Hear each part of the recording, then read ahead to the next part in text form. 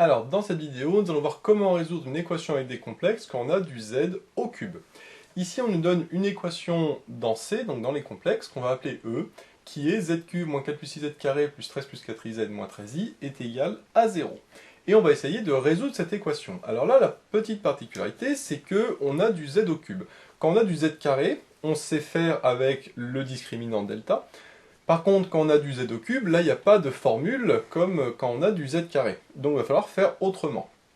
Ici, on nous donne une petite indication, puisqu'on nous demande tout d'abord de montrer que i est solution de e. C'est-à-dire qu'on nous demande d'abord de trouver une première solution de l'équation, qui est en fait une solution, entre guillemets, évidente i, qui est un petit peu le même principe que les racines évidentes pour les polynômes.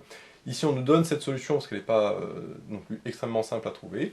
Et à partir de cette solution particulière, en tout cas une des solutions de E, on nous demande d'en déduire toutes les solutions de E. Donc pour la première question, c'est plutôt simple, c'est uniquement du calcul. De montrer que I est solution de E, il faut tout simplement remplacer le Z par I et montrer que l'équation est bien vérifiée. Alors attention au niveau de la rédaction. Pour la rédaction, on va remplacer ici tous les Z par I. Par contre, attention à ne pas dire que c'est égal à 0, parce que si on dit que c'est égal à 0, eh ben ça veut dire qu'on suppose dès le début que c'est solution de E, alors que justement, nous on veut montrer que c'est solution. Donc en fait, il faut montrer que c'est égal à 0.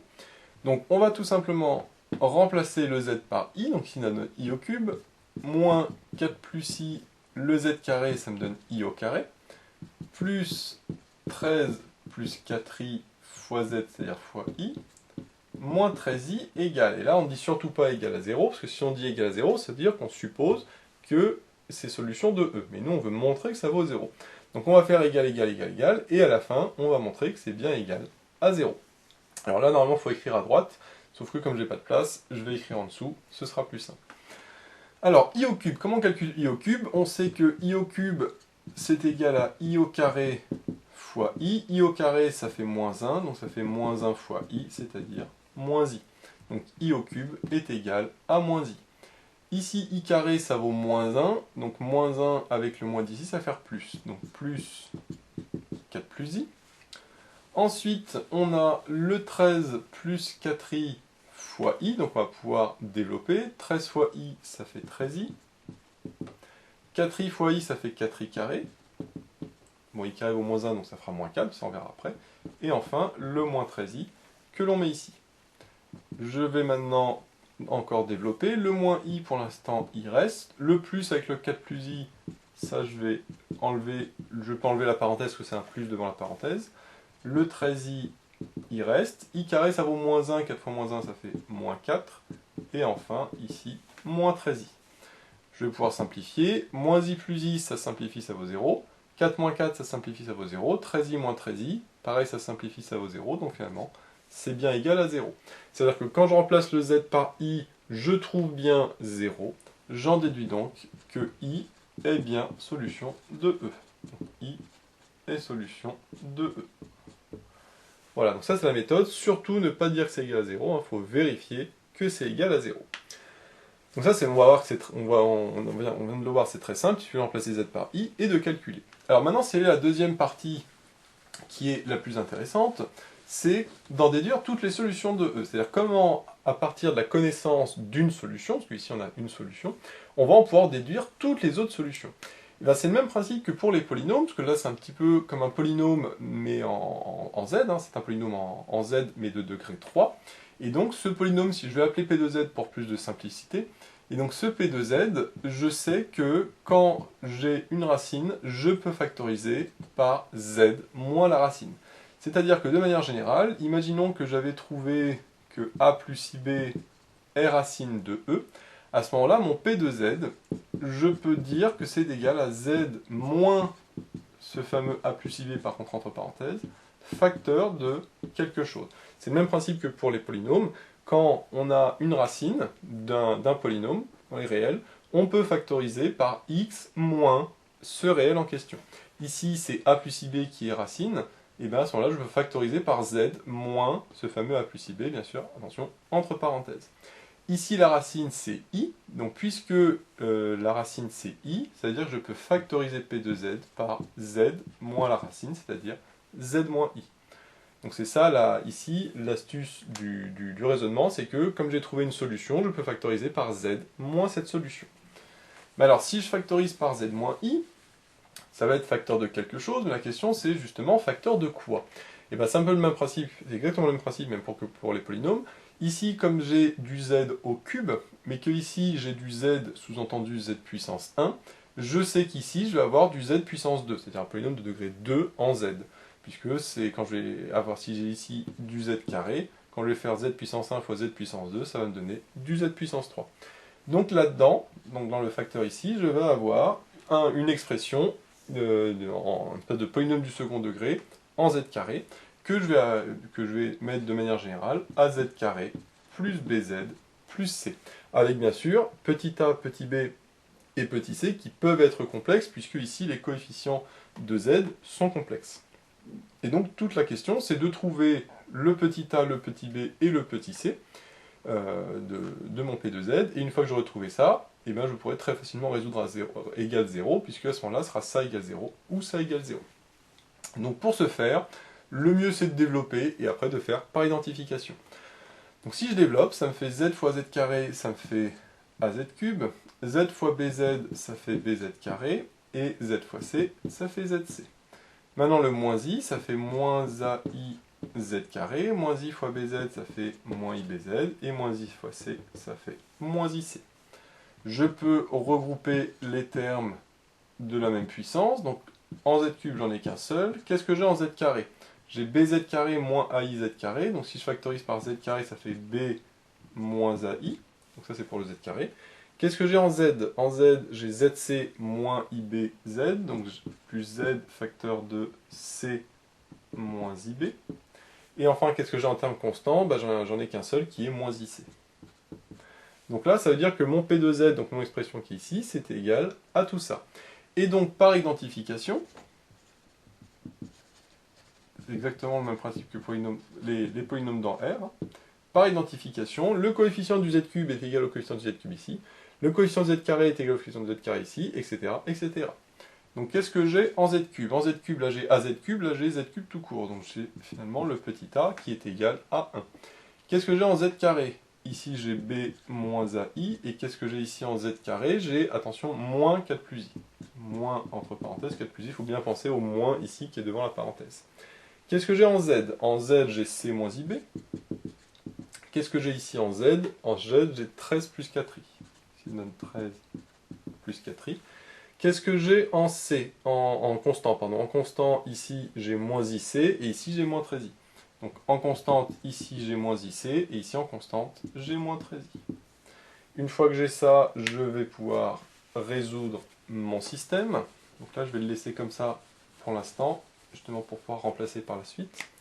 Donc j'ai petit a qui est égal à 1, donc ça, j'y touche pas. Dans la deuxième, je vois que si je développe, ça me donne moins 4 moins i. Donc ça, si je développe, ça me donne moins 4 moins i. Or, j'ai dit que le petit a vaut 1. Si petit a vaut 1, ça me fait ici moins i. Donc les moins i simplifient avec le moins i. Donc finalement, ça me donne b égale moins 4. Donc ici, j'ai b qui est égal à moins 4. Si je remplace ici le b par moins 4, moins i fois moins 4, ça fait plus 4i. 4i et 4i se simplifient. Donc il me reste c qui est égal à 13. Donc là, j'ai c qui est égal à 13. Et ici, moins ic égale à moins 13i. Les moins simplifient, les i aussi. Donc il me reste c égale 13. Donc ça confirme que c est bien égal à 13. Donc au final, mes coefficients, bon, ils auraient pu être complexes, ici ils sont réels. J'en déduis que petit a égale 1, b égale moins 4 et c égale 13, qui est confirmé par la dernière équation.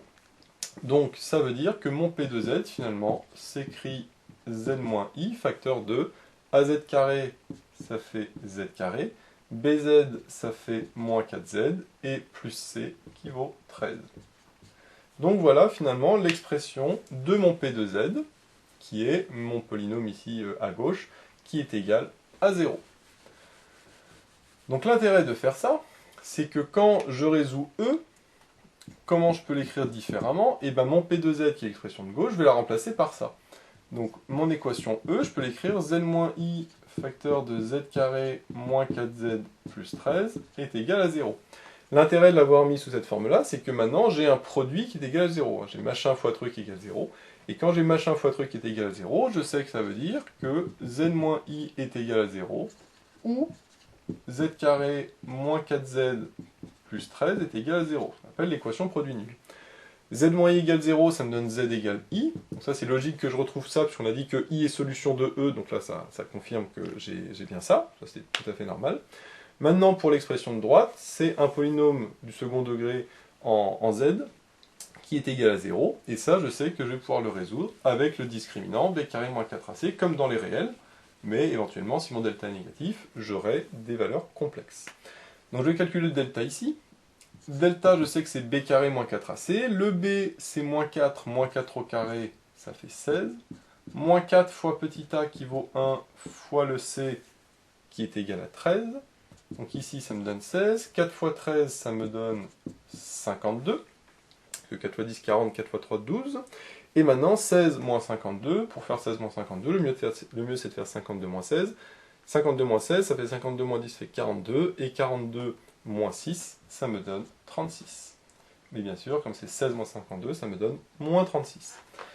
Mais moins 36, je sais que c'est inférieur à 0. Donc comme mon delta est inférieur à 0, j'aurai deux racines complexes conjuguées. Attention, parce qu'ici je résous dans C. Si je résous dans R, évidemment, il n'y a pas de solution. Mais comme je résous dans C, bien sûr, même si le delta est négatif, j'ai des solutions. À ce moment-là, mes deux solutions, c'est Z1 et Z2. Z1, je sais que c'est moins B moins I racine de valeur absolue de delta sur 2A. Et Z2, c'est pareil, mais moins B plus I racine de valeur absolue de delta sur 2A. Je remplace moins B. Le B est égal à moins 4, donc moins B, ça vaut 4. Valeur absolue de delta, ça fait valeur absolue de 36, ça fait 36. Racine de 36, ça vaut 6. Donc ça fait moins i fois 6, ça me donne moins 6i. Le petit a, il vaut 1, le coefficient de z carré, donc 2 fois 1, ça fait 2. J'ai donc, si je simplifie, 4 sur 2, ça fait 2, 6 sur 2, ça fait 3, donc ça fait 2, moins 3i. Pour ici, c'est exactement la même chose, mais avec un plus à la place du moins, donc ça me fait 4 plus 6i sur 2, et si je simplifie, ça va me donner 2 plus 3i. Ce qu'on peut voir aussi directement, dans le sens où comme mes coefficients ici ABC sont réels, je sais que mes deux racines Z1 et Z2 sont conjuguées. Z2, c'est-à-dire que Z2 c'est égal à Z1 bar. Or, Z1 égale 2 moins 3i, et le conjugué de 2 moins 3i c'est 2 plus 3i, c'est pour ça qu'on peut le mettre directement, Z2 égale 2 plus 3i. Donc au final, j'ai le Z moins i égale 0 qui me donne Z égale i, et le polynôme du second degré me donne deux autres racines, qui sont 2 moins 3i et 2 plus 3i.